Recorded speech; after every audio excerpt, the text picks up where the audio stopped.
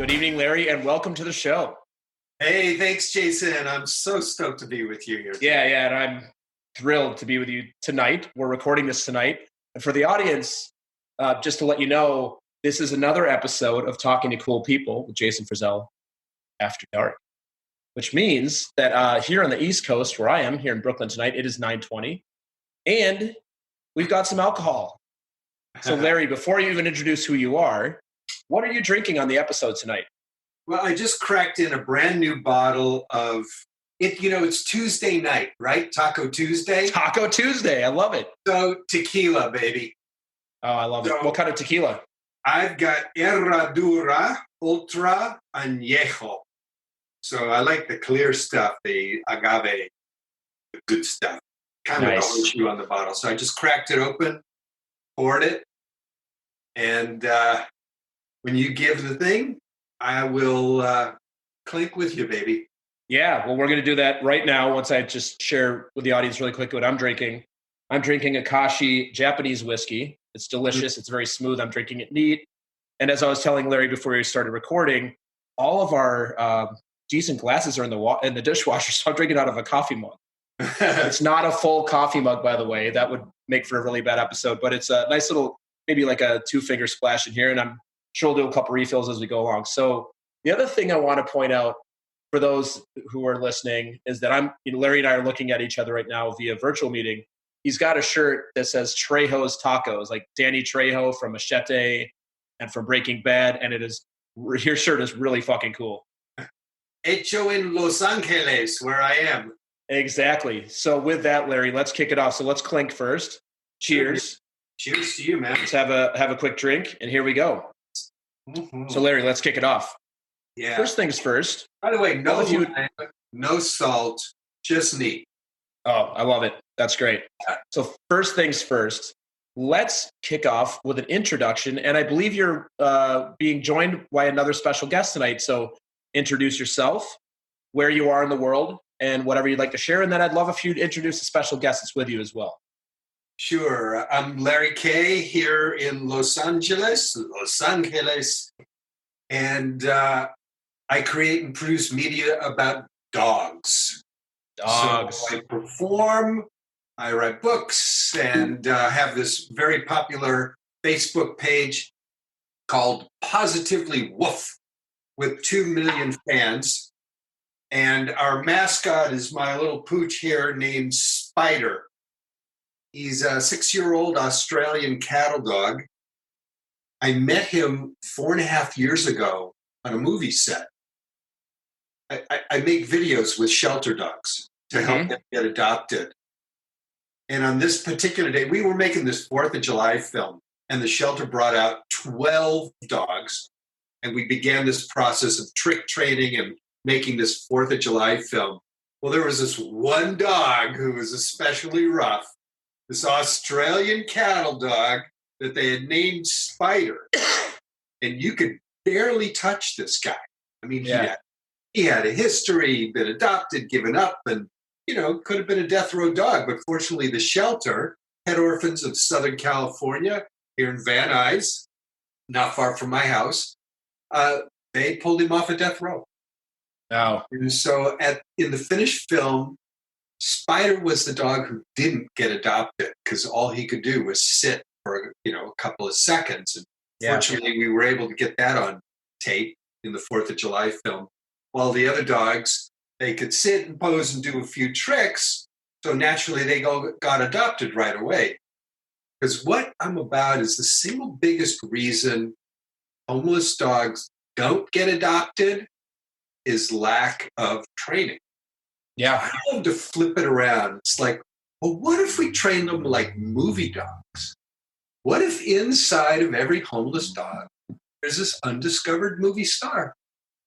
And that ain't so far-fetched because actually 75% of all the dogs that you see in the movies were once homeless. They were at shelters or relinquished in some way.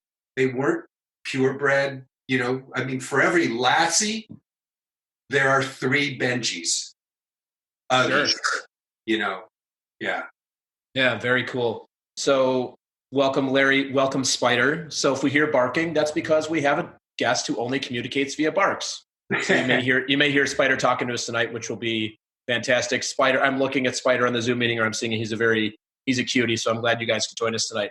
So tradition on the show, Larry, is first thing I will explain to the audience how we know each other. And then I'm going to surprise you with the next thing. So Larry and I know each other from Heroic Public Speaking, which for those who listen to the show, which hopefully is all of you, I've had quite a few guests on there because guess what? People that are really good at public speaking make really good podcast guests and have a lot of interesting things to talk about. And they're all my friends. So I get them on and we have good conversations like this. So that's how Larry and I know each other. So Larry. To give you props on that, Jason, I mean, you've been such an organizer in that amazing community, in that room. I mean, the value for me, having now been with Heroic Public Speaking now for 2+ years, is the room. I love the room. I mean, you met the most amazing speakers doing all kinds of stuff from around the country and internationally. Yeah, no, it's very true. And I've expressed my love and gratitude for the ports on the show before. I've had like I said, a lot of people on it. I've got a bunch of people on it. So Larry, we have a tradition on the show where, and this was inspired actually by our mutual friend, Michael Hudson. Love it. Where he had mentioned something to me, not on the podcast, but we were just having a conversation about his first impression of me. Michael's a good friend. So I'm really now intrigued. Yes. So what we're going to do is we're going to give each other our first impressions of each other. And since it's my show, you get to go first. So Larry, what was your first impression of me when we met? You were in a room. I remember my experience of you was you were quiet. And and you were one of the guys I didn't know. And so I remember saying, I got to get to know this guy, this quiet guy. And it's like, oh, Lord, was I wrong? I was going to say, that may be the first time in my whole life that I've ever been described as quiet. Okay. Oh, well, I love this question. And thank you, Michael, for inspiring it, because these are the times where I'm like, whoa, that's not what I was expecting. That's hilarious. The other thing is, I think our first conversation was about sports, possibly. Yeah, I believe so. So I thought, oh well, he's a quiet sports betting jock. It's so funny because none of those three are really true. Nice. You're a terrible judge of character, Larry. You're a terrible read. I am. Ernest Hemingway said every writer, which I am, every writer needs a shock-proof bullshit detector. That's amazing. I ain't got one, buddy. I can see that. That's amazing. Oh, I'm dying. That's so good. So my first impression of you is when we met in December of 2018. Because if you remember, our cohort, and I think you were a fellow in our cohort. I wasn't there in November because I went to Israel for work. So I actually missed. That's our why first you session. Were quiet. That's exactly why I was quiet, because I was intimidated. Very, very intimidated to walk into that room and not know anybody, and everybody's like 4 days ahead of you, and also a lot of these people are like speaking and 30,000 a speech, and you got this guy Larry who's like best-selling author. I'm like, what? And I'm like in the corner, but then I don't even think you have to get a drink in me. My first impression of you, and I don't remember if it was that afterwards or we actually got a chance to connect inside of HPS, but the way I would describe Larry, and I was describing you to somebody else today about who I was going to be interviewing tonight, is you see Larry and he's one of those people you see him and you're like, that's a good dude.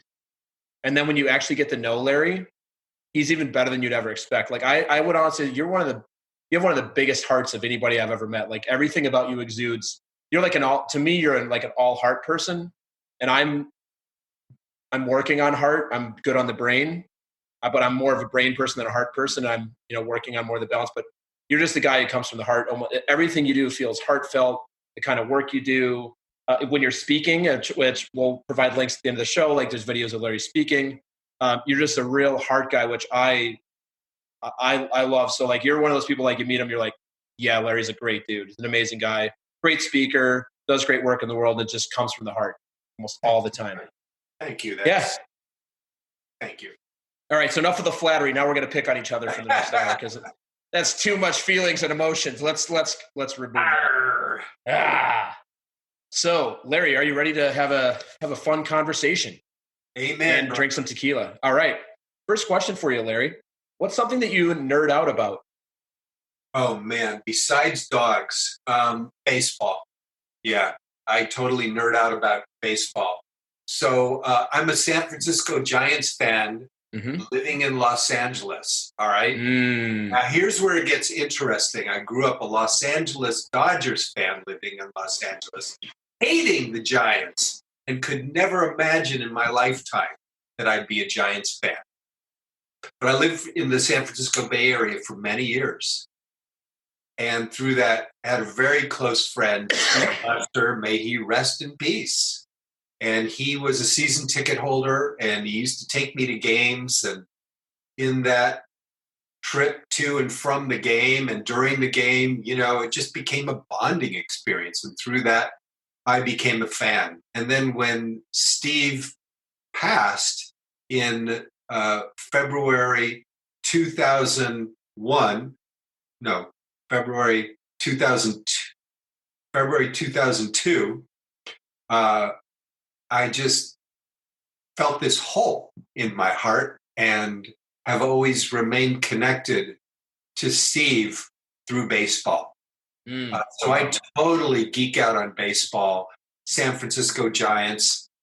Today, the sports porn I was looking at today was they were talking about, who is likely to get a Hall of Fame bid, and they were talking about, are you Yankees, Mets? No. I'm a Minnesota sports fan. I'm a Twins fan. So Yankees are my least favorite team. Right. Yeah. So you can only appreciate this then as a fan as a fan of the game rather than as a fan of the Yankees. But sure. In that playoff game, Yankees versus Oakland, Yankees winning 1-0,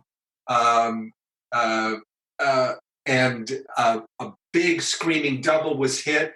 The runner on first, Jason Giambi, runs all the way around the diamond to home and is going to make it. And Derek Jeter comes out of nowhere and spears this way errant throw that flew past the cutoff man, and he backhand flips it to the catcher, Jorge Posada, who perfectly applies the tag a quarter of a step before Jason Giambi touches home plate. And what year was that? Pardon me? That was in the early 2000s? Yeah, I'm trying to remember when. Yeah, late. And one of your listeners is going to be able to let us know when that was.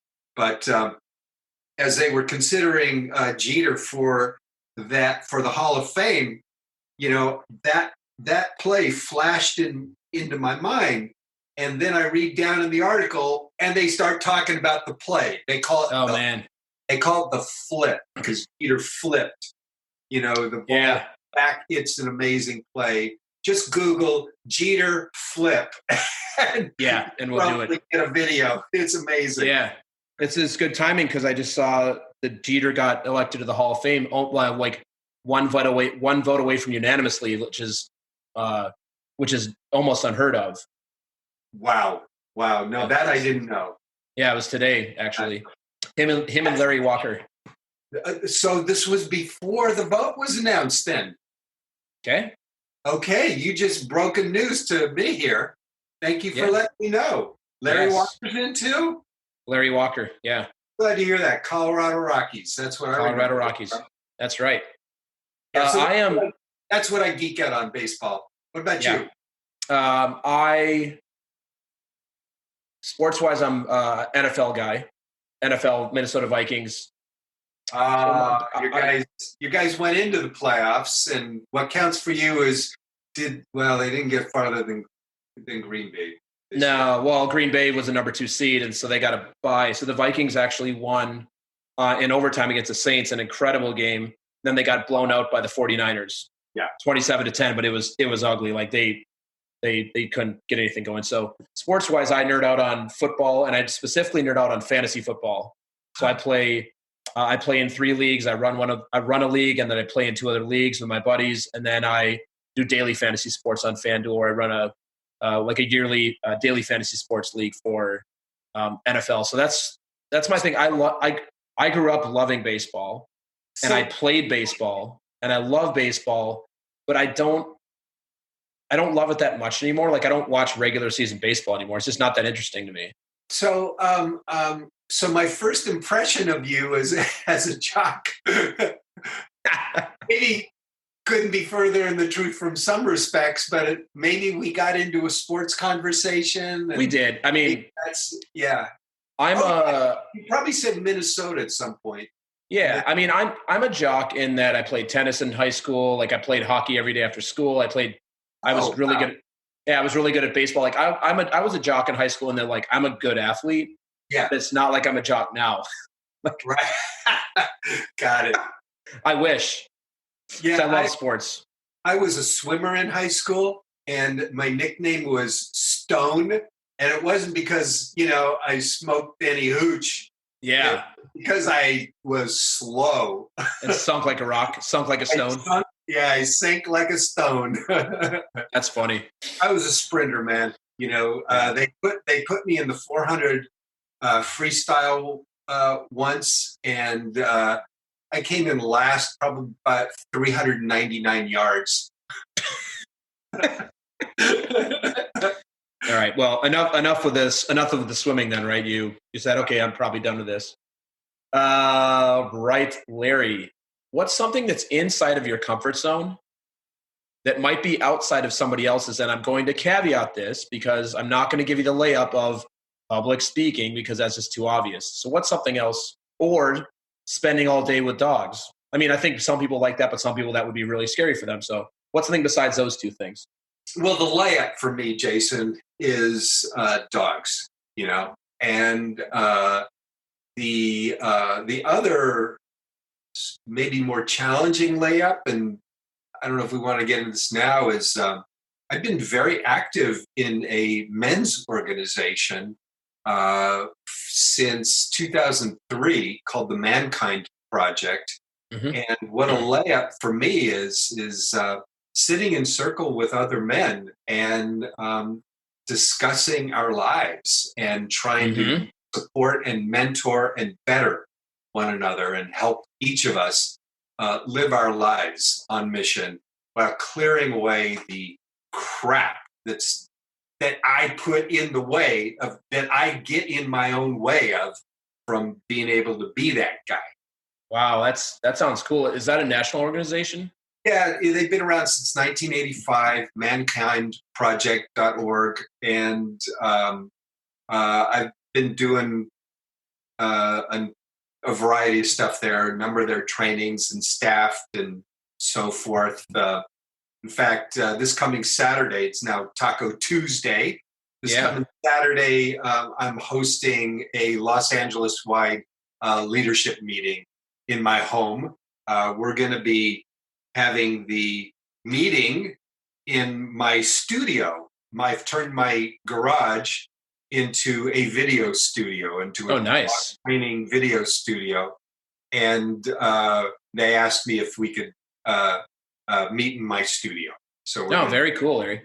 Well, I didn't. One of the greatest things about this show is, one, I literally get to talk to cool people, and for the people that I kind of know, and I think we know ourselves, we know each other medium well, but not amazingly. We haven't spent that much time. Is I get to learn amazing things about people that I already respect and admire that we just have never talked about. So, kudos on that. I think that's something that I spent. I think a little bit about my background. I spent 19 years in tech sales. And so it's not really, so it's not really a place that you practice much in the way of vulnerability. Not a bad thing at all. Yeah. No, the stereotype of masculinity is, tough it out. Nothing's bothering me. I got it all handled. If you toss me a curveball, I will hit it out of the park. Yeah, no, and that's exactly right. And that's always been my method of operation. And through work with my coach and, self work and stuff, I'm finally at the age of 42. I feel like I'm getting a little more in touch with the heart part. Amen. And it's taken me a long time because it's not something that I've ever really been comfortable with. I think now I'd be very comfortable sitting in a circle of men and talking about, like vulnerable things. But a year and a half, 2 years ago, no way, no freaking. I'd be like, why am I here? I'm out of here.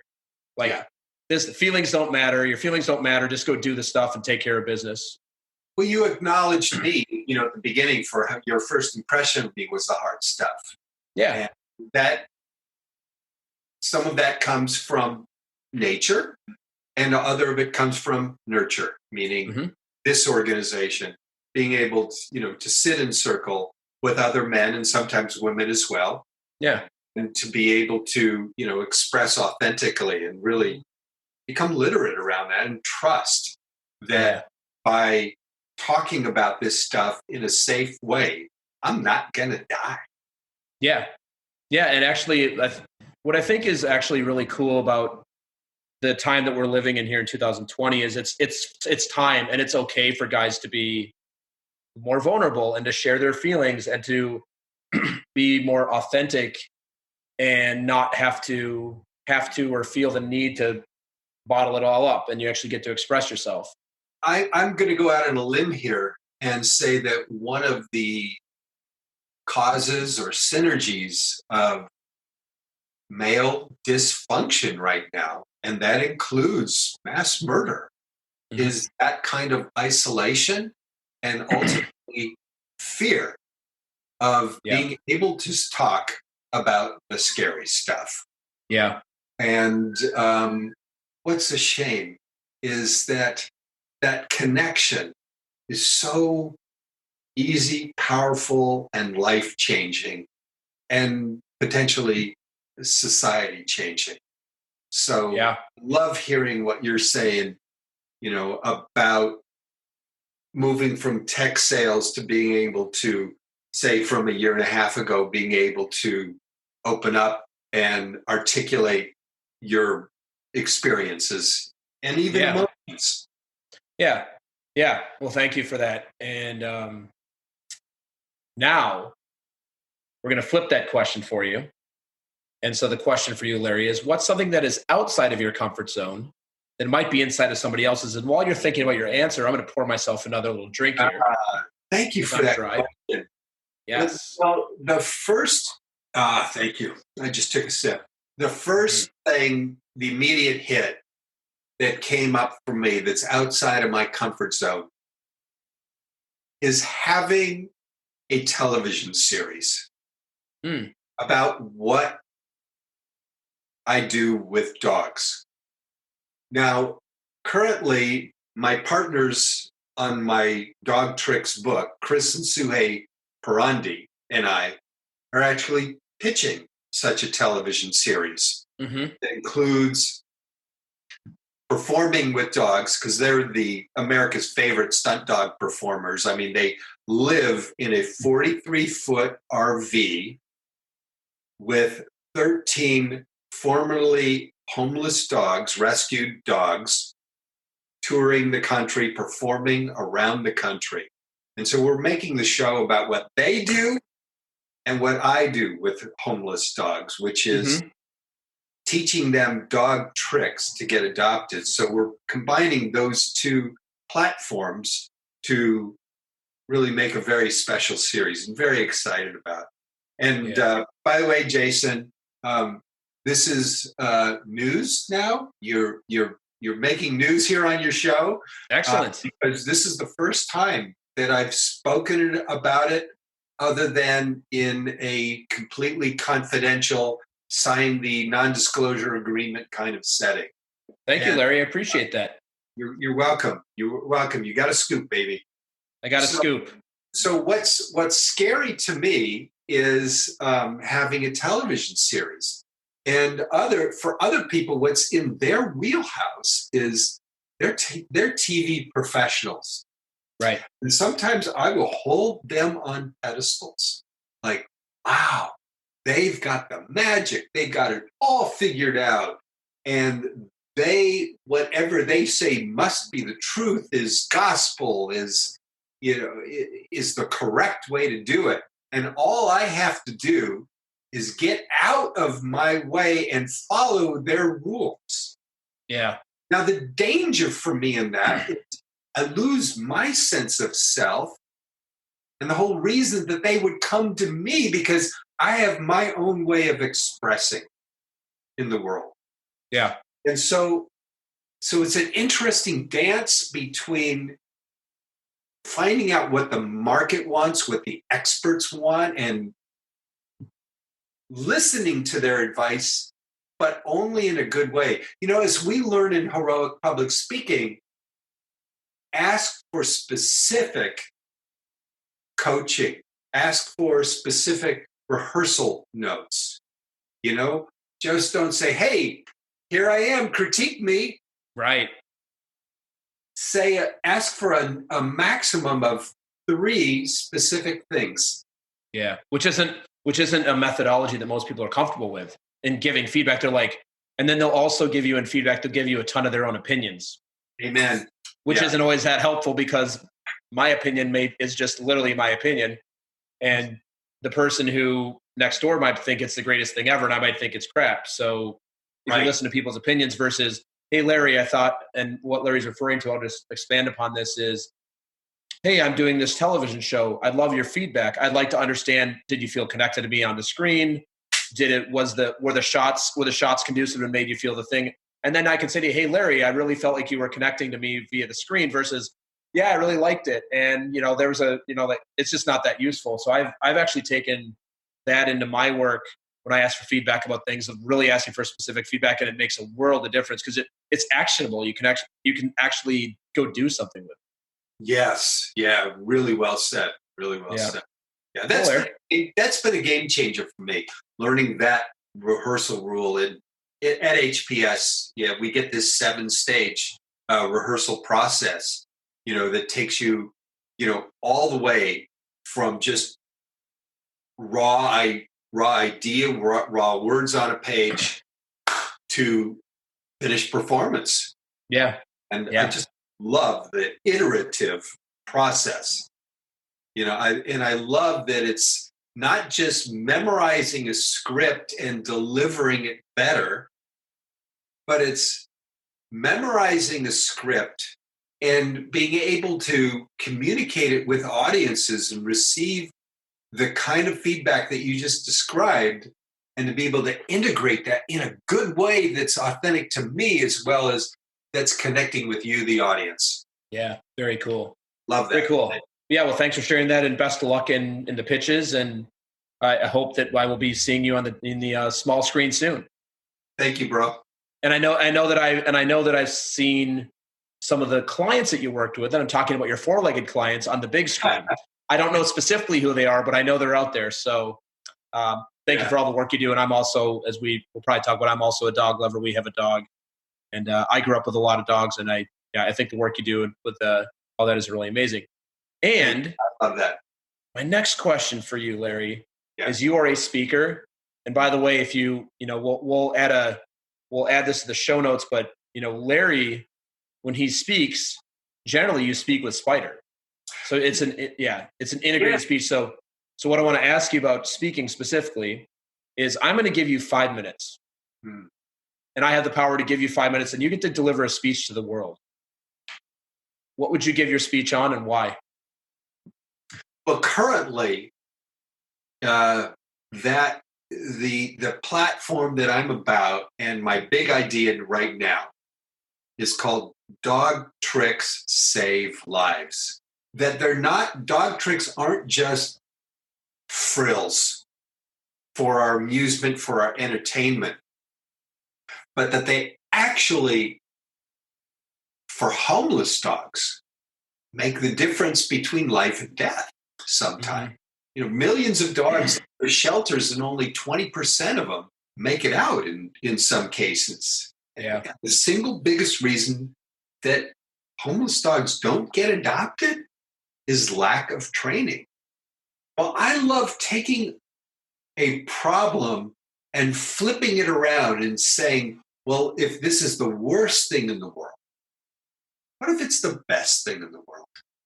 And I'm not saying that homeless is the best thing in the world. Yeah. But I am saying if we are homeless, how do we flip that around and pull the gift out of that despite the hardship? So the gift inside of homelessness, and I get to invent this, is that this dog gets to become a movie star. Yeah. Gets to become Benji. When Benji, the movie came out, adoptions of shelter dogs spiked over the period of 2 years to an additional 1 million dogs. That's amazing. You can argue 1 million lives were saved because Benji made it on the screen. I guess about 10 years, I'm kind of losing track of time now. The Oscar winning Best Picture award went to a movie called The Artist. Sure, I remember that dog, yeah. So Jack Russell Terrier, right? Yep, Uggy. Uggy. Yeah, lived right here in the San Fernando Valley where I live. And somewhere I've got a shot of Uggy and me licking on each other. And Uggy endorsed my book, Life's a Bark. That's amazing. Yeah, Uggy's, the late Uggy, I should say, he was, it was his third time getting adopted. Wow. And fortunately, the number 3 guy was my favorite movie dog trainer, Omar von Muller. And, Uggy was the first dog to have his paw prints enshrined at Grauman's Chinese Theater. Oh, wow, that's cool. That's so cool. Yeah, of course. Yeah. And I hope he gets his star on the Hollywood Walk of Fame at some point, as does Lassie and Rin Tin Tin. And I'm blanking on the name of a dog from the silent picture era, and which are the only 3 dogs enshrined in the Walk of Fame. But yeah, Uggy was, a homeless dog, 3rd time. Spider. Wow, that's amazing. Spider was a 3 strikes and you're out dog, before, I pulled him off of it. Well, I didn't pull him off of death row. Pet Orphans pulled him off of death row. I met him on a movie set, as I was describing. He didn't get adopted. And a month later, I came back. He was still at the shelter. I volunteered to walk him. And little by little, he began to open up and he looked at me. So I taught him some hand signals and he smiled. So I decided I was up for a big challenge. I brought Spider home forever. And he now knows more than 50 dog tricks. Wow. So dog tricks save lives. That would be something that I would love to speak about for 5 minutes. At some point I would love to craft that into an 18-minute TED Talk. Yeah. Have you pursued TED Talk? And can you have a dog on stage at TED Talks? Good question. Because you kind of have a limited area to work with, right? You have a red circle. I would have to find a TED Talk that would allow Spider to ramble the red circle. Yeah. I'll have to find one. Thank you for that idea. Well, I think you should. I think it's such an important topic for all of us animal lovers out here. And it's not something that really gets talked about that much. Yeah. I mean, there's a lot of shelter things, but never the idea of the fact that it's the tricks is this thing. Yeah. Well, one of the things that really, really gratifies me is our veterinarian says he's now a completely different dog. When I first adopted Spider, she needed 3 technicians just to examine him. She could not examine him, And now we perform dog tricks in the waiting room. Yeah, amazing. So dog tricks saved his life. And I believe that dog tricks, with this idea of dog tricks save lives, we perhaps might rescue them all. Yeah, very cool, Larry. Well, this is actually a good lead into the next question, or it's actually not really a question.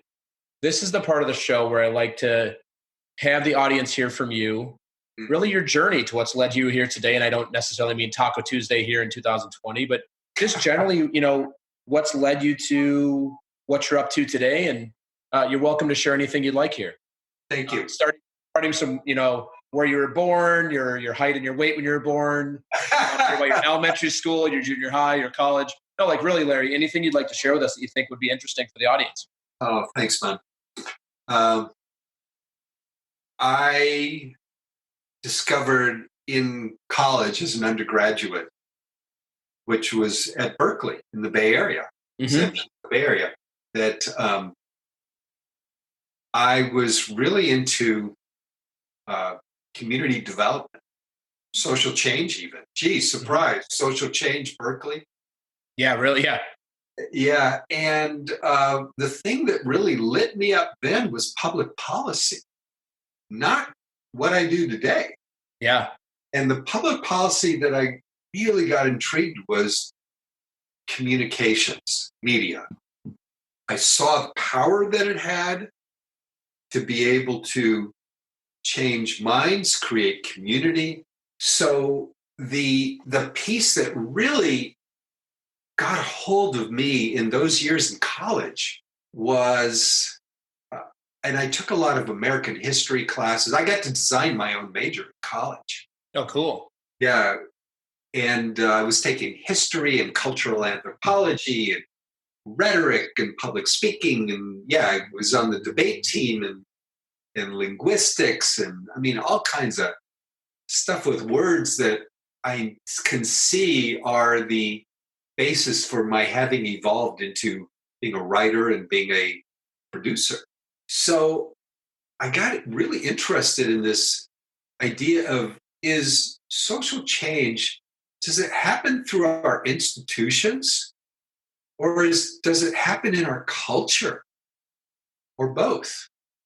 Does change, be it social change or any kind of evolution, happen within our institutions or outside of our institutions? And that's often labeled in historical way as progressivism, meaning through our institutions. Teddy Roosevelt, that is when the era that really begat that term, or populism, which happened after the Civil War.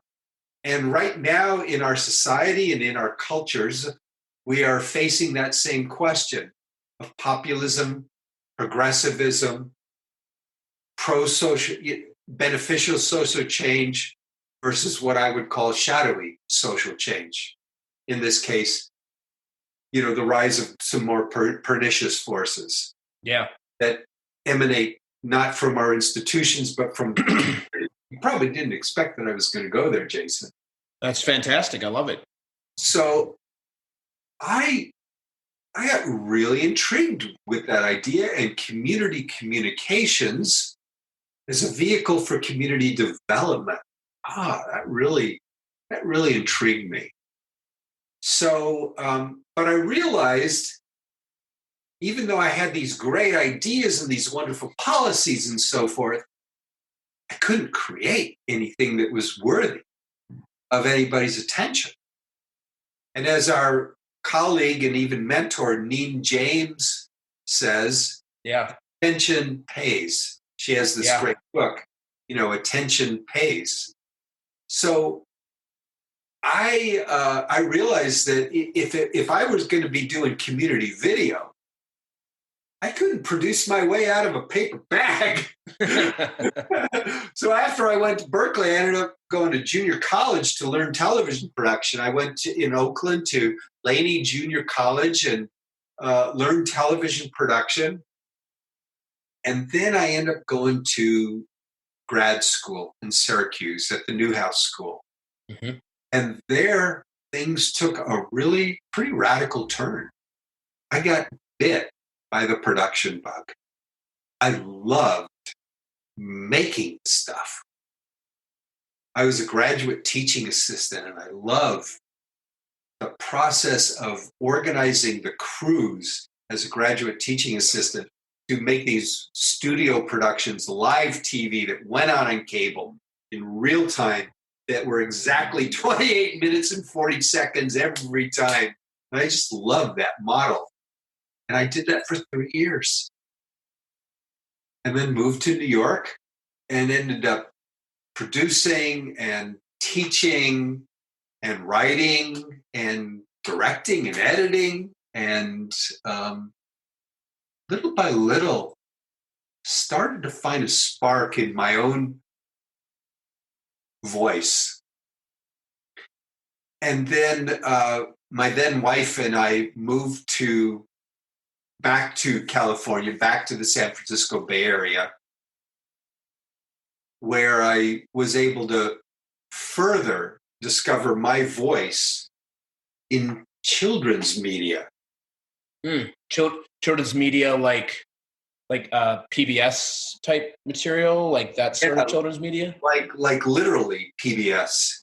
I wrote, when we were still in New York, I used to write classroom films for the New York City Board of Education, their TV channel, WNYE, and make TV documentaries, that some of which would go out nationally. And then when we moved back to the Bay Area, I further honed my voice it was actually in animation. Oh, wow. And I used to travel from the Bay Area down to Los Angeles when I was trained at Hanna-Barbera. And Bill Hanna was actually, the late Bill Hanna, may he rest in peace, was one of my mentors. Oh, cool. Oh, wow. And, he taught me about gags. I mean, he and Joe, the late Joe Barbera, may he rest in peace. They created Tom and Jerry, which it wasn't really scripted. It was just gags. Yeah, totally. and they storyboarded it. They didn't really script it. The writers, they were called gag men, because it was all guys. So gag men. And then from that, they began to be able to develop story arcs. And, their breakthrough at Hanna-Barbera was developing, primetime television. Yeah. Scooby-Doo is a Hanna-Barbera show, right? Correct. Yeah. Yeah. And I met Scooby, actually, in a real walkabout costume. I won't say it was a costume. I met Scooby. That's awesome. And they first developed the Flintstones, and then the Jetsons, and then I forget what else, and then Scooby. And is Scooby still being produced? I actually believe Scooby, is coming back. I think they're reviving it. I saw a commercial or something for it recently where it's like Scooby, welcome back Scooby, but not a live action. I believe they're going to bring the animation back, like kind of what they've done to Teenage Mutant Ninja Turtles. Like it's all retro again. Cool. All the retros are cool again. Everything old is new again, baby. That's right. Yeah. So I went that path with TV cartoons, and the guy who is the VP of animation over at Hanna-Barbera, Mark Young, when Hanna-Barbera was sold to Ben Turner, Time Warner, Mark Young left Hanna-Barbera and went over to MGM, that was starting up a remake of The Pink Panther. Oh, I love The Pink Panther. Yeah. So he brought me and then another co-writer, Debbie Todd, and we were together as a team, and we got to write some cartoons for the Pink Panther. Oh, that's cool. It was, really such an honor. Best theme song of all time. The Mancini. Oh, it's amazing. Yeah, yeah. Do you know the tune, The Baby Elephant Walk, as well? No. I mean, I probably would know if I heard it. Well, I'll do a bad imitation of singing it. Yeah.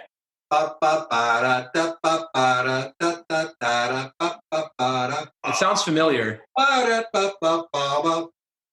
Sounds familiar. All right, enough. What's that from? So where would I have heard that from? I forget if it was in a movie or that he just called it Baby Elephant Walk. But yeah, Pink Panther theme. What a great theme. So from that, now this is now the early 90s, right? And I'm now back in the Bay Area, and computer games is starting to happen. So I got really fortunate to be introduced with a startup company from some LucasArts veterans, Ron Gilbert and Shelley Day, who started up a children's computer game company with this new technology. It was called CD-ROMs. I've heard of it. Yeah, you've heard of it. You may have even played one of my games. I have played many LucasArts games. Oh, well, did you play Monkey Island? Oh my God, I played Monkey Island. I played all the Monkey Islands. I love Monkey Island. So did you write for Monkey Island? Oh, I wish. Oh, I was like, the jokes in that game are incredible. Amen. Yeah. So that's Ron Gilbert. I mean, he's a legend of that style of gaming. It's called adventure gaming, puzzle gaming, lock and key gaming. Meaning, lock and key is you have to find the get through the super duper duka buka polygizmo by giving, a clam. I can't remember what the puzzle was anyhow. Yeah, it's crazy. So, yeah, crazy stuff. Yeah, very good sense of humor. So Ron hired me because he saw my, some of my TV stuff that I had done and some other writing that I'd done, and he really loved it. And to make a long story short, he taught me how to develop, how to create, how to design these adventure game puzzle games at Humongous Entertainment. And we created this game called Freddy Fish that went on to sell 2.5 million copies, win 75 awards, and my career shot out of a cannon. Suddenly I'm now repped by the William Morris Agency, and I'm now writing for the Muppets. I mean, cool. Jason, I had a picture of the late Jim Henson, on my bulletin board in front of me for years. Yeah. Before this happened. And it was, oh my God, now I'm writing for my alter ego, Kermit. This is amazing. An animal, and all the rest of them. So I got to be the lead writer on the Muppet Treasure Island 3 CD-ROM set. And just so honored to have been awesome. in that experience. And then worked with Disney on all kinds of projects. And then it ended up segueing to Disney Internet and did some really cool stuff with them there, both managing, producing, as well as writing, creating. So those are the two sides of me. Going back to my undergraduate, I had these visions of how I could see community development, team development, and I got to do that. And then I also have this creative streak, some of which was, to use a Muppet term, really gonzo. And I got to combine those two brains, those two vibes to make this stuff. And so that was great. But in 2001, that version of the commercial internet, just that roller coaster ride, slammed into a brick wall, shut down really quickly. And I was out of job. And, unfortunately, at the same time, my marriage, we had been together many years, had also gone south. And actually, I'm going to use a better term. I want to honor those people, those listeners of yours who are on the South. I don't like that we Yankees use "gone south" as a derogatory term. I think that's very regionalist. Just gone off the rails. So hopefully for those people who like to ride on trains, that's not offensive. Yeah. When the internet tanked in 2001, my marriage also tanked. And then the following year, I ended up moving from the Bay Area to here in Los Angeles. And then really trying to figure out the big what's next. And so I had burned out on children's media. I think in part because it somehow was associated with my marriage falling apart, and I needed to change, but I knew that strategically I needed to keep one foot in it. So my first project in pet media was actually a children's DVD for preschoolers called Animal Wow. And it sold very few copies, but it won a bunch of awards, was endorsed by the American Humane Association, No Animals Were Harmed people, and got picked up for distribution by PetSmart. But one of the hard lessons I learned then was, people don't go into pet stores to buy things for humans. That's true. That is true. Yeah. So anyhow, that project tanked, but I got bit, Jason. Yeah. I got bit by the dog bug, and I decided I want to do more of this. Yeah, it's cool. And the rest is history. There you go. And here we are today. Yeah. Well, you're a full-time dog guy now, if I'm not mistaken. I am. I feel really blessed that I get to follow my passion. Yeah. And be on mission, with this chapter of my career. Is a lot of it is to give back. Yeah. So my emphasis on homeless dogs, shelter dogs, rescue dogs, helping people make a difference with their dogs is part of that is my give back. Yeah. The blessed life I've had. Yes, that's awesome. Awesome, Larry. Question for you, actually a question for Spider. Yeah. What does he have to say? Does he have anything to say about this?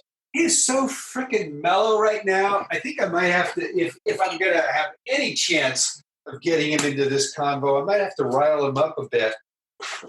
And but he's just chilling. Oh, that's good. We'll let him relax, and I'm sure he's been working hard today. Yeah, he just took a toy out of my hand, and he's still as quiet as can be, just chilling on the toy. Actually, he's had a really hard day today. Because we're setting up the studio. He's got a performance tomorrow in my studio here. Oh, nice. Yeah. My cousin, Richard Sherwood, Google him, is Richard Sherwood. And my mother's maiden name is Sherwood. And Richard Sherwood, drumdala.net. We're doing a few music videos over the next 2 days in my studio.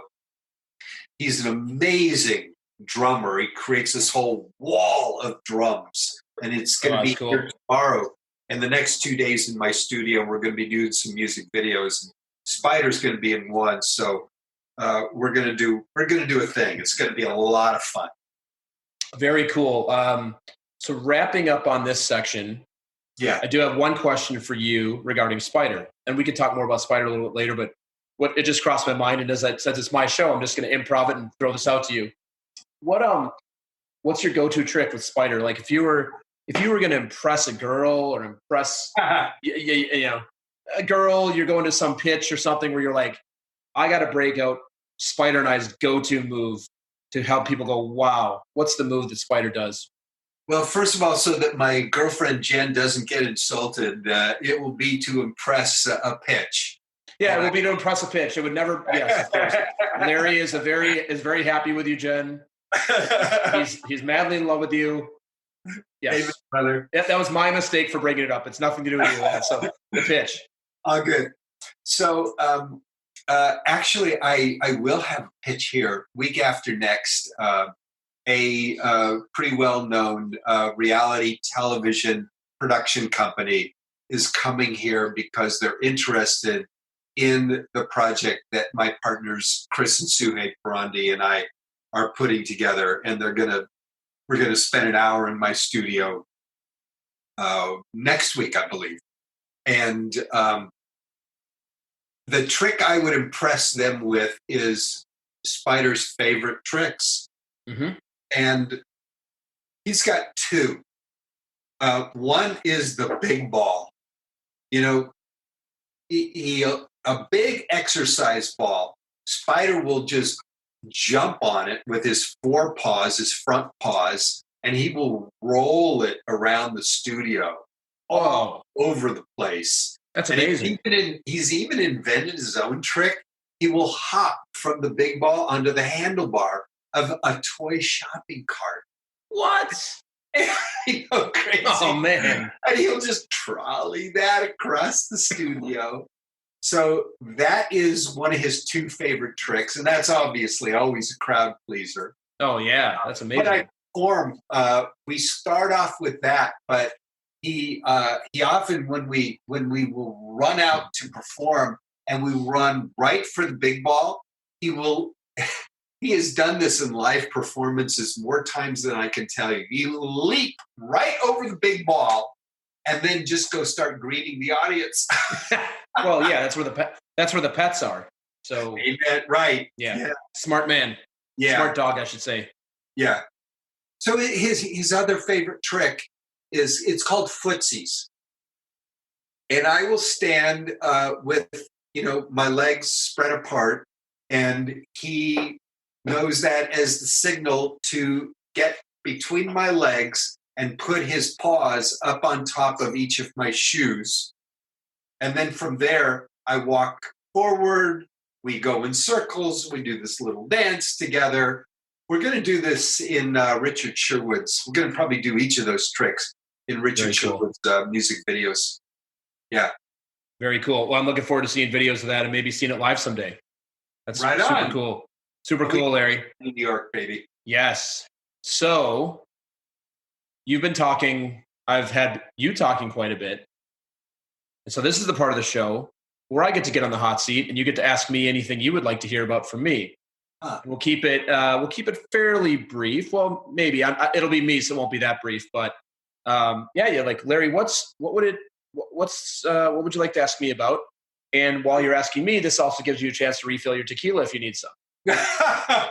I love the question, Jason.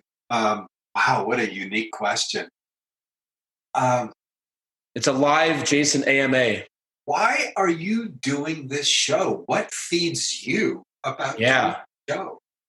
Great question. I've never answered this on the show yet. So why am I doing this show? So I'm going to give you a little bit of history first. Nice. And then I'll answer that. Growing up, if I could have done anything, I wanted to be Johnny Carson. I wanted to entertain and talk to amazing people. And it wasn't so much the celebrity part. I mean, I think as a kid, of course, celebrities are cool and everything, and they still can be cool. But it was for me, it's like Kirby Puckett might as well be Johnny Carson. Exactly. By the way, yes. You go ahead. You answer that. No, go ahead, Larry. Go. Kirby Puckett, the late Kirby Puckett. Late Kirby Puckett. Outfielder? He was a center fielder for the Twins. For the Twins. Right. Yeah. My favorite baseball player growing up. He was the hero. They won the 87 and the 91 World Series, which I would have been 10 and 14. So talk about perfect age as a guy, a sports guy who played baseball growing up. Amazing. And it's also the last two championships any Minnesota sports team has ever had. So really? whole different topic that's not so pleasant for me to talk about. So it was like the idea of, it just looked like so much fun to just have people talk to people about stuff. And I didn't realize at the time talk shows are all kind of not scripted, but if you're a celebrity, your agent or your manager walks in and says, "Hey, Jimmy Fallon, here's the 8 questions you can ask Brad Pitt," and it's got to be about Once Upon a Time in Hollywood and da da da da da da da, which is all. It's fine, totally. Like they go on these shows for a reason. It's for their career and for the movies. And it's part of the deal. And so I didn't really understand it, but it was still fun for me because I've always been. And now this kind of leads to the show. Here I am, long time after my childhood, and I'm like, why not? Like, I'm a technology person, so that the tech part of podcasting is not hard for me. Like, is my sound perfect? No, but I know how to go, get a little set up and, know how to publish it and everything. I'm like, what's stopping me from doing this? I'm like, I want to do a podcast. And I was actually on a podcast. It's called Jim's Reinvention Revolution. And it's about people that have reinvented their careers. And it actually has a focus on technology. So I was a perfect guest for it because I'm a technology guy and reinventing my career. So I did that. And this was in October of last year, of 2019. So not that long ago. And I remember talking to my coach and he's like, yeah, what are you up to? And, a bunch of stuff. I'm like, you know what? I want to start a podcast. He's like, all right. He's like, when? And I'm like, I'm going to launch January 5th. He's like, okay, sounds good. What do you need from me? I'm like, nothing. I'm going to do this. Like, I need a coach for a lot of things. I need to be held accountable for a lot of things, and coaching. This was the thing. Once I decided to do it, like there was no going back. So I did it. So I described this on another episode here a few weeks ago, but this podcast is now, like, we're recording this in the middle of January. It's been out for a couple of weeks and it has blown away my expectations in terms of the number of downloads, the feedback I get. I've had people reach out proactively that want to be on that I don't know. Like it's been going so amazingly. And when people are like, oh, like, how did you come up with this concept? And, where'd you come up with the questions and the artwork? The artwork, I hired somebody named Jordan Snodgrass. So she's listening. She did all my artwork. She's amazing. Yeah, highly recommend her if you're looking for design work. Nice. Super work. Cool stuff. Really, really great, Jordan. Thank you again. And then the questions, and I don't know if you've ever had this in your career. I don't remember putting this together. Like, it's like a blur for me. Have you ever had that experience before with any of your creative projects? Yes. And my belief in that, I call it greatness is easy. Yeah. And I don't mean that it's not hard work, but I mean when we do the hard work and we're in our greatness, that we achieve our results. So greatness is easy. Yeah. So, like, the format of the show, like, there's a million interview shows, but the questions that I ask, I literally don't remember getting them down onto paper. It was almost like I was inspired through whatever, and they just kind of flowed through me. And I don't consider myself a creative person. The story I have about myself is I'm not creative. I'm more of a doer. And so when suddenly, I'd booked my first guest and had this flow, and people got to there like, hey, this is really fun. It was actually Michael Hudson was one of my first interviews that I ever did. And, he's done, he's got a really great show himself. He's been on hundreds of podcasts, very accomplished. And I remember saying to Michael, I'm like, hey man, like, I'm looking for feedback here. Like, I don't know what the F I'm doing. He goes, keep doing what you're doing. This is it. Like, this is good. Like, just keep doing what you're doing. So what inspired me to do the podcast overall is, I'm the definition of a people person. Like you said, I'm a 98% extrovert, which is, yeah. The Briggs-Myers, the Myers-Briggs. Myers-Briggs. I'm an E, a 98% E. Interesting. Which is a blessing in that I love people. Yeah. The curse in that the curse is that I'll be the guy standing at the bar at 4 a.m. if I'm having a good time, because like, I actually had this conversation with our mutual friends, Chloe and Mike, one of the last nights at the Salt House in New Hope. And we were talking about this, and I said, like, how do you keep doing it? And I'm like, it's because, like, people, I actually am absorbing all the energy from all these amazing people, and it just keeps me on my feet. So that's a blessing and curse, because the next day, you're tired. But a combination of that, and then do you know about the 5? Yeah. Do you mean physically tired, or do you mean psychologically, emotionally tired? I almost never get psychologically or emotionally tired. Like I'm almost never like that. Physically tired.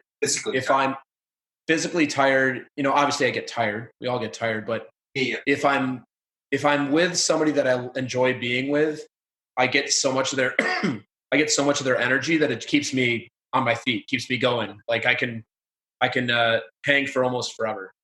Yeah. So, combining my extroversion with, do you know the 5 love languages? I do. Yeah. I believe strongly in them. I was having Me too. About them today. Yeah. So I am a 12, which is the highest you get on quality time. So you combine my extroversion with the fact that like the way that people express love for me, or that I like to have it expressed, is through spending time together. Amen. A podcast where I get to literally talk to my friends and people I don't know, but I literally am talking to cool people, is like, it's kind of like everybody who knows me well is like, this podcast is no surprise. Like this is my creation, and I love every minute of it. So I hear. Yeah. So I just started from scratch, not sure where it's going to go. And I'm doing it for fun because my commitment in life is to fun. And I have a saying that I've created for myself as of last year. And this is a general statement, but my general philosophy on life is, if it ain't fun, I ain't doing it. Amen. I hear greatness is easy. I hear, that you're having fun, that you're on mission, even if you sort of kind of know what your mission might be in life, that this is a part of your mission. Yeah, no, I think it is. And it's been a lot of fun. I've had, I'll be releasing my 7th episode this Thursday. I've had multiple people text me and say, hey, like the episode with Precious, for example, or Barbara, like it had me in tears, like it really touched me, and I'm inspired by what they've said. And so it's like I'm also getting a chance to have Larry come on and Steve come on, and all like the 80-some guests that I have ready to go on the show, that come on to share their stories. And I get to be a Sherpa to bring your story to the world. And somebody's going to hear this and they're going to say, hey, you know what? I'm thinking about adopting a dog. Like, wow, it can make a difference for me to go and take a shelter dog. Or, like Precious, my first episode, she was homeless and almost dead. And now she's a very accomplished public speaker, and people were inspired by that. Wow. Yeah. Wow. That's fantastic. Yeah. Are you ready for a follow-up question? I'll take one follow-up question for you, Larry. Let's do it. If you have a mission in your life or in your career, what would it be? And I define mission as, what's the change you want to see in the world? And what do you contribute to create that change you want to see in the world? Yeah. Oh man, just an easy one. My mission in the world, just an easy, light question at 10:30 p.m. and on this lovely Tuesday. So I think the mission, and this is kind of also the question. And by the way, I can hear Spider moving around behind you. Yeah, he's chewing on this toy that I thought was going to get him to bark, but instead it just got him to chew. He's loving the topic. So I think my mission is, if I had to summarize it, like whatever you want to do, it is actually possible. Wow, that's what it is actually possible. That's what you want to create for the world. It is actually possible. So, and the reason that it's so important to me, and the reason I'm now, I have a full-time coaching practice. I mean, I do a bunch of things, but that's one of the things I do for people. And coaching, we don't teach people that, but it's like standing for your clients and like, you say you want this thing. Guess what? It's possible, because people have done it before you. People are going to do it after you. And so my mission is to have people believe in themselves so much that it's almost inevitable. Wow. That touches my heart and soul. That feeds me. Yeah, and I hope it feeds some of the folks who are here. Yeah. So I think what's so cool about that, just to wrap on this one, and then I'm going to put you back in the hot seat again, and I'm going to fill up my drink, is that I is feeling very lubricated, baby. Exactly.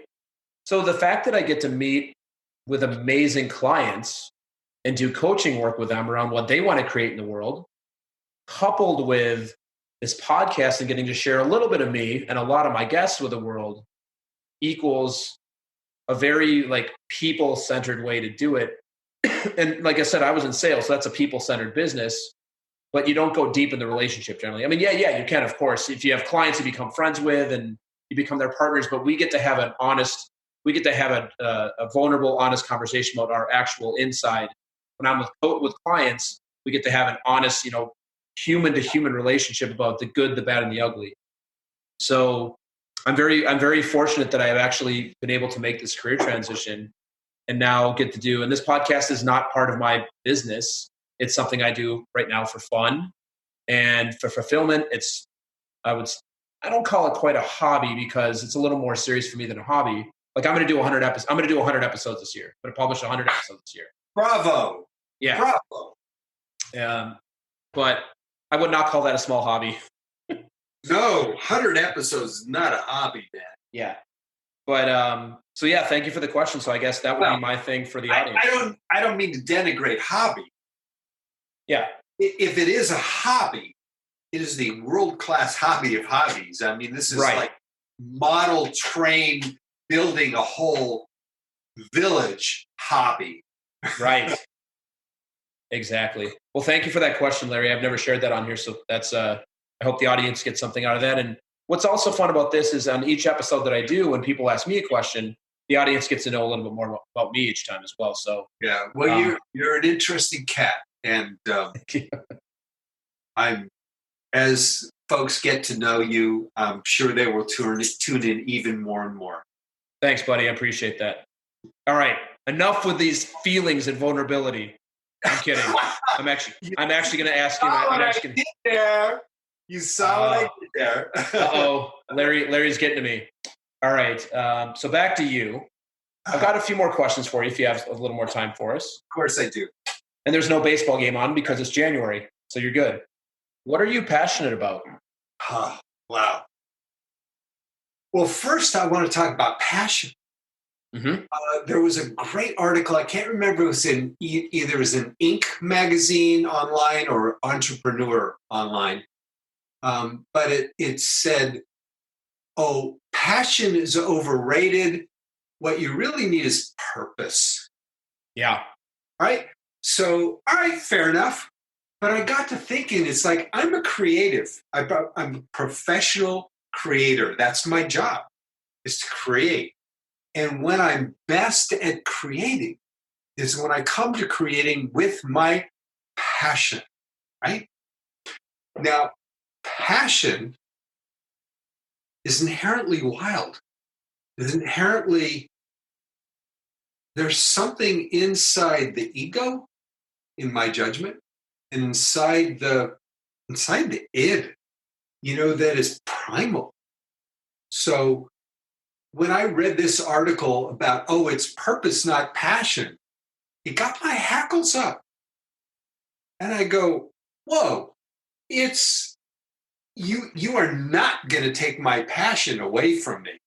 And so I really took a look at it. It's got, for me, at this point in my life, and this point in my career, it's got to have both. It's got to have purpose, and it's got to have passion.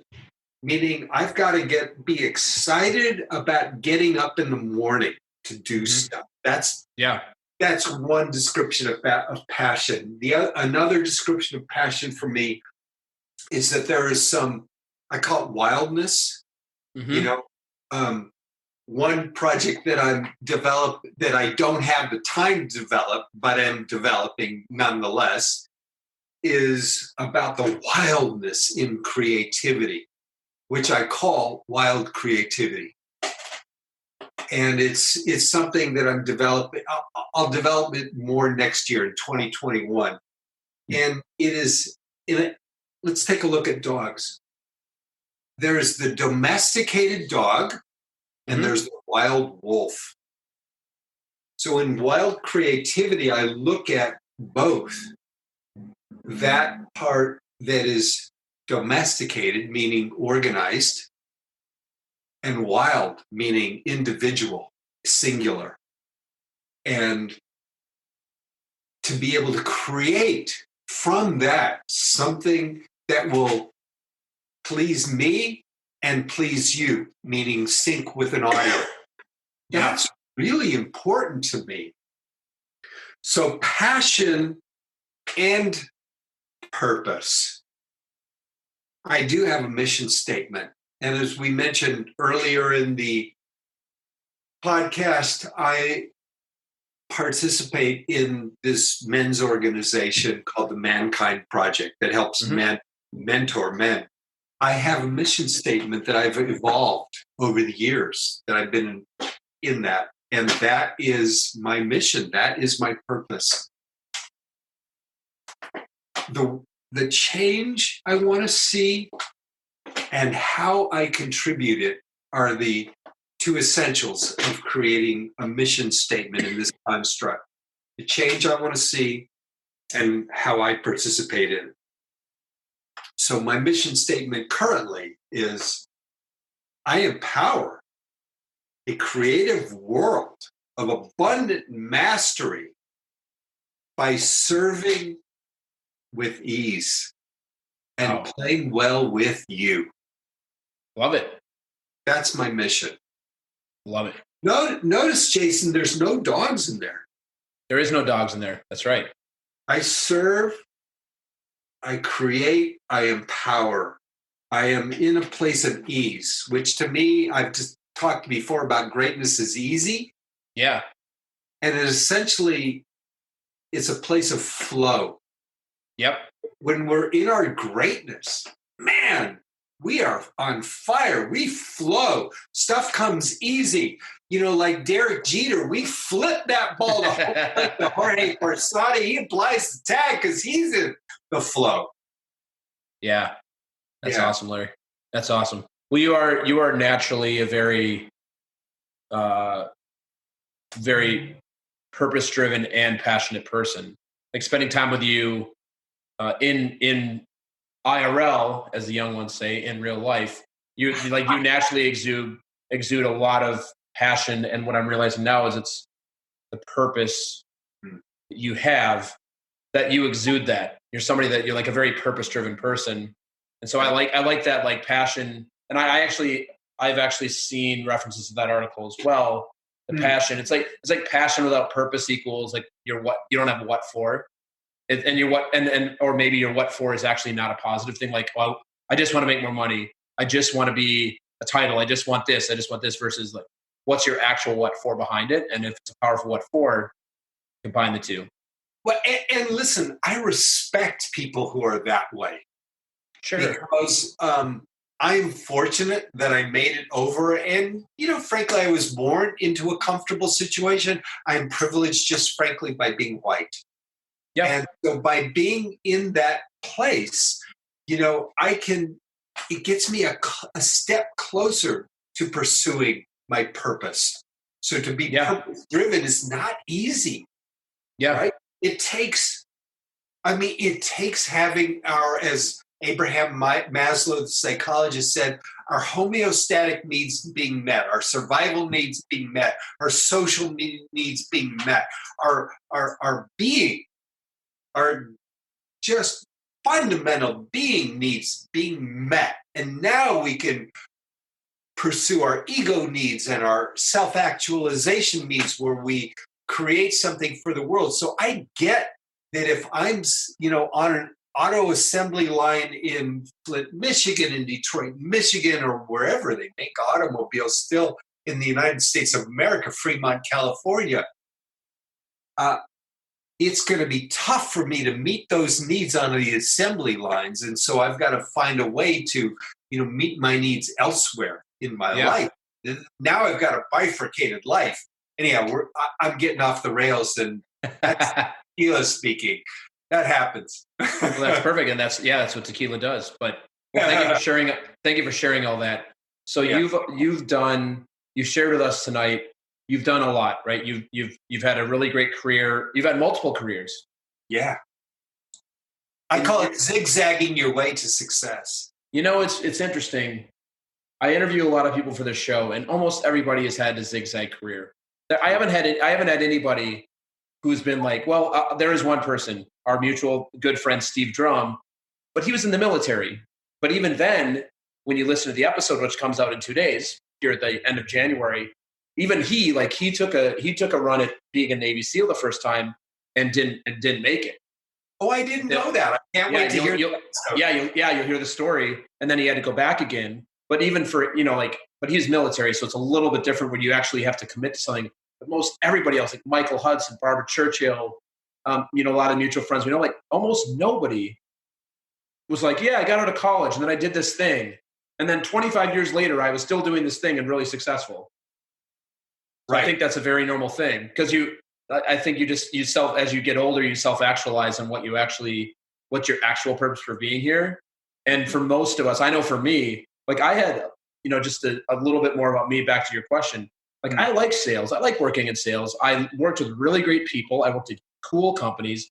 I made good money. Like I had a lot of success. But I don't, it's all good. Like I don't look back and be like, oh, I should have done something else sooner. It's not the thing for me at this point in my life. Someday I maybe like to start my own company and maybe I'll go back and do sales, but I like the zigzag actually. I think it's fun. Yeah. Well, going back to Maslow, sales met your homeostatic needs. You needed to eat, and the other thing that in sales that met your higher needs, your self-actualization, maybe your ego needs. Oh God, yeah. That it fed you because you told me earlier in the Myers, is it Myers-Briggs or Briggs-Myers? Myers-Briggs. In the Myers-Briggs that you're 98%? 98% extrovert. Good Lord. Yeah. It's a little overwhelming for most people. So it fed you big time. Oh God, yeah. And now I'm feeding it by being a podcast host. Right on. So Larry, the question I'm going to ask you that I was getting to when I took you off the rails. I interrupted you while you were asking the question. That's how Herradura Silva Ultra Tequila Añejo I am. I love it. What's the thing that you're most proud of? Wow. The first thing that came up, and so I'm going to go with that. I became an Eagle Scout. And I carry that with me today. In my teenage years, when I easily could have gone off the rails. Easily. I mean, my friends were juvenile delinquents. I mean, guys who were literally in prison. I mean, not jail, prison. Yeah.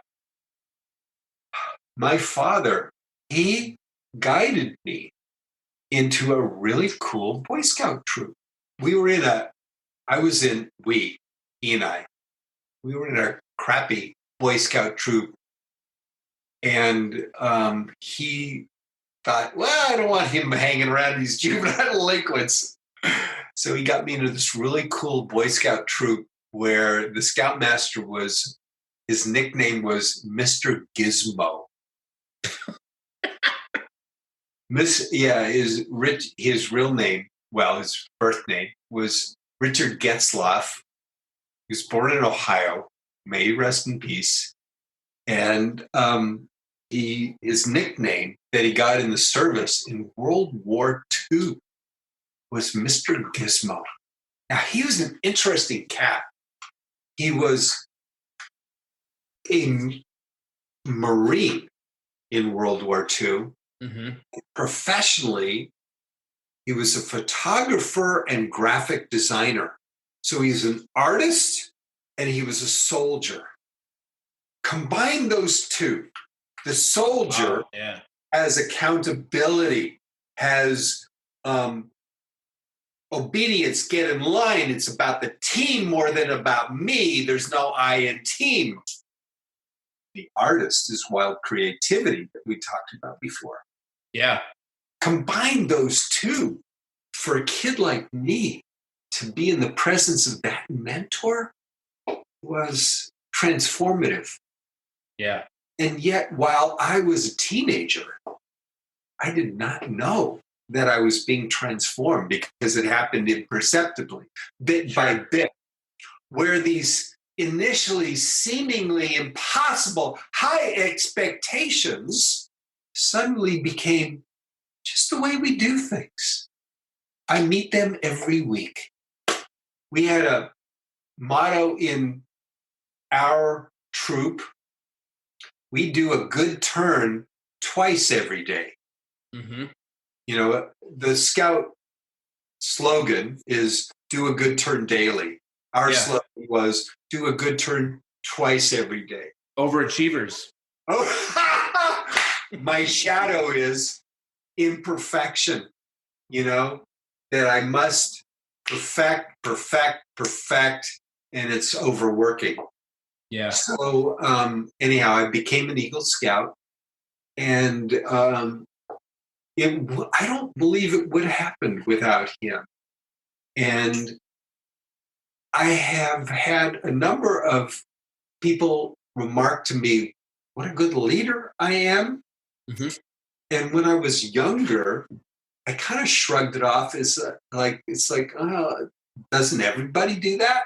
And now I've begun to respect that the experience I had in scouting, particularly with Mr. Gizmo, that it would help me to integrate those two aspects of my life, the Marine and the artist, the producer and the writer.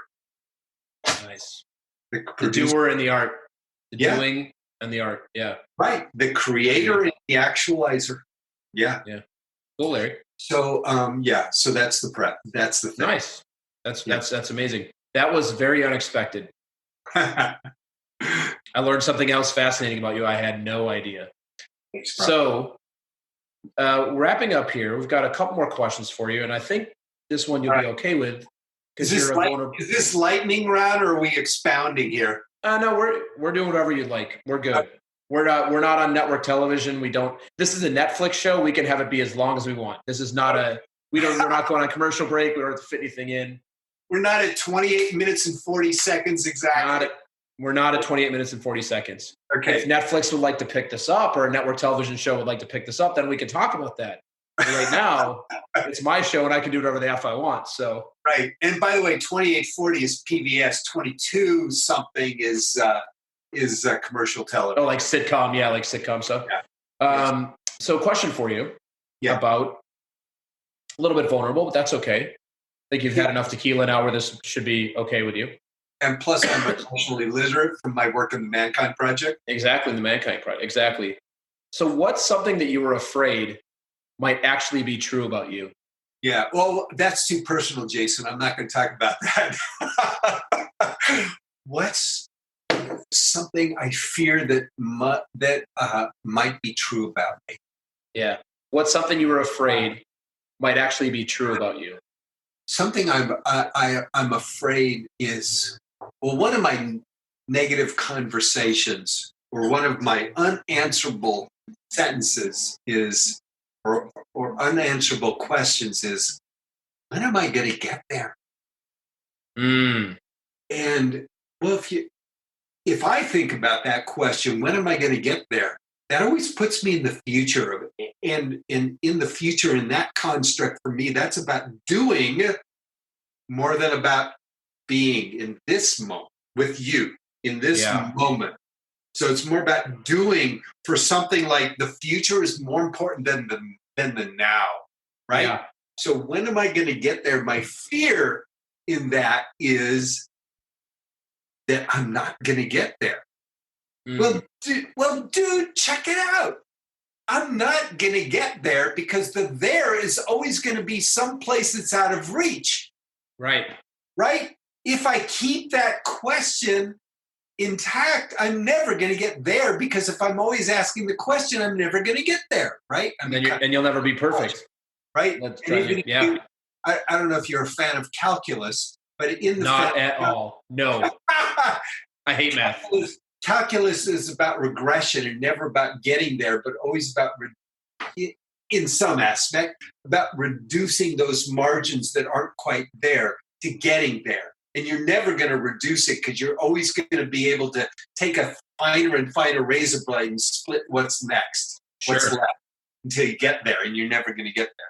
Sure. So that, and by the way, I've just got to say, when I told my sister, Leslie Kay, who's a professor of neuroscience at University of Chicago, I told her I was going to be on your podcast. Yeah. And that we were going to drink, and then I was going to drink tequila. She said, quote, this is from Herodotus, the Greek thinker, and she got her undergraduate degree at St. John's College that went to Herodotus and Socrates and Plato, all of those way back when dudes. Yeah. So not just for battle plans, Herodotus said, quote, if an important decision is to be made, they discuss the question when they are drunk. And the following day, the master of the house where the discussion was held submits their decision for reconsideration when they are sober. If they still like it, it is adopted. If not, it is abandoned. Conversely, any decision they make when they are sober is reconsidered afterwards when they are drunk. I love it. That's amazing. Unquote. Thank you, Larry's sister, for that quote. That's amazing. And Herodotus. That's awesome. Yeah. Well, thanks for sharing that, Larry. And we're going to wrap up for the evening. But before we do that, you alluded to something earlier, and you've been very humble on the show, and I'd like to celebrate your greatness for a little bit. Are you okay with that? Thank you. Yes. So you had mentioned you have a Facebook community of over 2 million raving fans who pay attention to your content. I think you put out content almost every day around dog. So the brand is Positively Woof. Yeah. And we'll put this in the show notes, but if you also just want to, what I'm looking for here is where can the audience find you? And before we do that, I also want to just, thank you and let the audience know you've written now, is it 4 books you've written? 3 books. Number 4 is in process. Yeah. And you are like a best-selling dog trick book author. It's not like, you're not an author who's got a free Kindle book. These are books, if you go on, they're on the charts. Like you're a I don't like to use the word famous or talk about celebrities, but you're the real deal in this space who makes a real difference in the dog training and saving dogs' life space. And, your books are all available. Like you go to the bookstore and buy them. You can buy them on Amazon, etc. Definitely on Amazon. Not so much in bookstores, sadly. I would love it if they were bookstores. Maybe if we get when we get our TV show, Jason, it will be more ubiquitous in bookstores. But yes, thank you for saying that. If I may add one brag that I'm really happy about is that my publisher came to me to write the dog tricks book, because my dog training book became the #1 bestseller on Amazon. Yeah. Wow. And this is over books that have TV shows. And so I'm grateful to my social media community at Positively Woof for giving me the opportunity to be able to write what is, I believe, my opus, this dog tricks book. Thank you. Yeah. Very cool, Larry. So where else can the audience connect with you? So you've got Positively Woof, which we'll add to the show notes. Where else can they connect with you if they want to get to know you more, see what you're up to, and all that good stuff?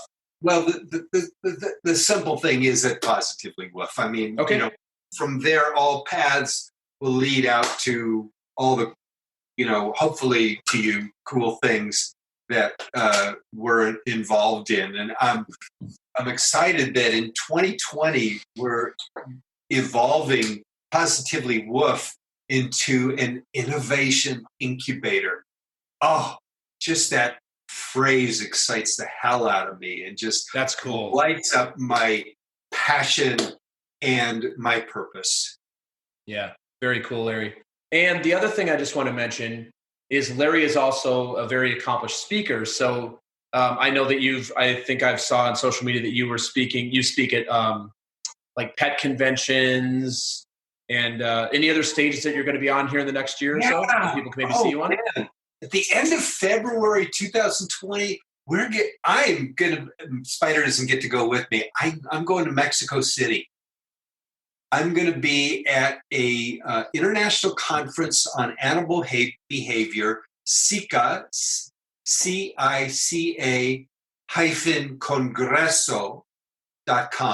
And you can find me there. I can't wait. I'm doing a 90-minute keynote on trick training and movie making with dogs. And I'm also doing a 2-hour workshop on the same subject. I am so excited. Yeah. And then, cool. And then I have some other keynotes that are booked and in progress. And we also just finished up more than 50 performances at the California Science Center's Dogs exhibition that's now traveling to Boston.